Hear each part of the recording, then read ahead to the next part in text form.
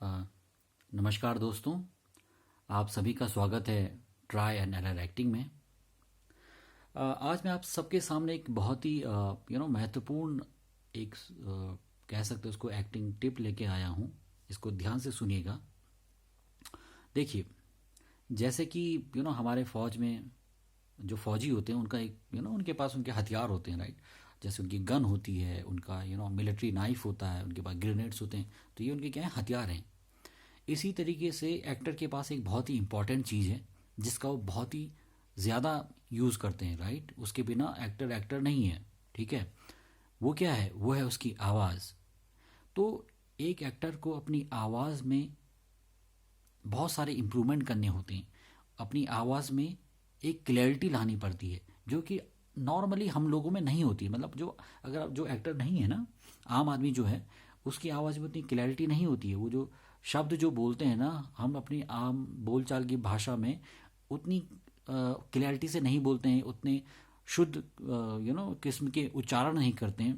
पर अगर आप एक्टर हैं तो आपका उच्चारण बहुत ही शुद्ध होना चाहिए। आपको बहुत ही क्लैरिटी के साथ बोलना है, ताकि अगर जब आप कैमरे के सामने काम बोलेंगे ना, तो कैमरा तो आपकी छोटी छोटी गलतियां पकड़ लेता है, राइट। तो वहाँ पे कोई गलती ना आए कैमरे में, और जो आपकी ऑडियंस है वो आपको अच्छे से समझ सके, ठीक है। तो आवाज़ एक बहुत ही इम्पॉर्टेंट टूल है एक एक्टर के लिए, ठीक है। तो इसको इम्प्रूव करना बहुत ही ज़रूरी है। जैसे मैं गलत उच्चारण का एक दो आपको सजेशन दे सकता हूँ। जैसे कि अ, सौ और शौ, ये दोनों अलग अलग चीज़ हैं, राइट। आप शहर है, जैसे कि सिटी को जो शहर बोलते हैं उसको कुछ लोग शहर बोलते हैं, तो शहर गलत शब्द है, राइट। आप एक्टिंग में उसको नहीं यूज़ करोगे, शहर नहीं बोलोगे, आपको शहर बोलना पड़ेगा। तो इसको ये सब करने के लिए आपको एक हैबिट डालनी पड़ती है, ठीक है।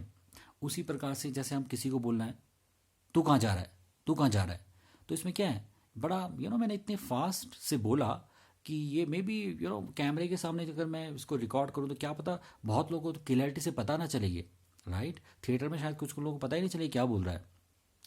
इसको इस तरीके से बोलना चाहिए नॉर्मली, कहाँ जा रहा है। इसको थोड़ा फास्ट में बोलना है, कहाँ जा रहा है। तो इसमें क्या है, हर एक शब्द का प्रॉपर से क्लियरिटी के साथ उच्चारण किया गया है। तो ये सब चीज़ को इम्प्रूव करना बहुत ही ज़रूरी है। तो उसके लिए मैं आपको ये बताना चाहूँगा कि फॉर एग्ज़ाम्पल जिन लोगों को संस्कृत आती है वो क्या करें, संस्कृत के श्लोक का डेली प्रैक्टिस करें। डेली एटलीस्ट आप 5-5 श्लोक डेली बोलें। उनको एक रिदम जो उसका होता है ना, उसमें बोलने की कोशिश कीजिए, क्लैरिटी के साथ बोलने की कोशिश कीजिए। और उससे क्या होगा, आपकी जो टंग है ना, बिकॉज हम अपनी जो जीभ होती है उसको, हमको आदत नहीं होती उसको इतना ट्विस्ट करने की, इतना घुमाने की, इसमें उतना लचीलापन होता नहीं है, क्योंकि हम नॉर्मल आम बोलचाल में उसको इतना यूज़ करते हैं नहीं। तो जब आप संस्कृत के श्लोक बोलेंगे तो धीरे धीरे आपके जो जीभ है उसमें एक लचक आने लगी, एक फ्लेक्सिबिलिटी आने लगी, वो ज़्यादा ट्विस्ट और टर्न लेने लगेगी। और ये सब चीज़ें आपको अच्छे से उच्चारण करने में बहुत ही ज़्यादा महत्वपूर्ण होंगे।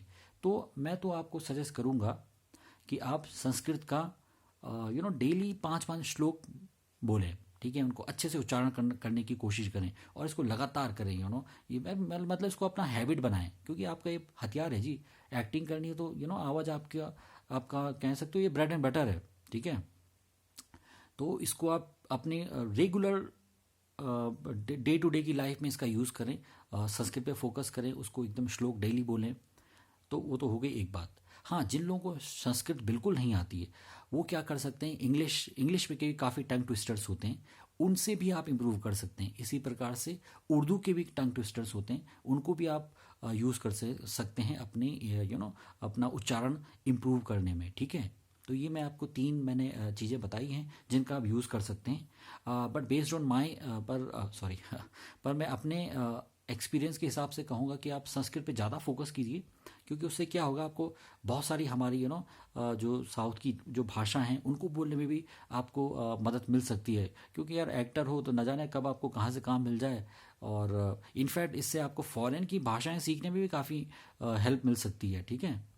तो इन सब चीज़ को आप ध्यान में रखिए, इन सब चीज़ को प्रैक्टिस कीजिए। एंड ये सब चीज़ें आपके लिए बहुत ही इम्पॉर्टेंट होंगी फ्यूचर में, फ्यूचर के एक्टिंग कैरियर में, राइट। तो ध्यान दीजिए इनको, ठीक है।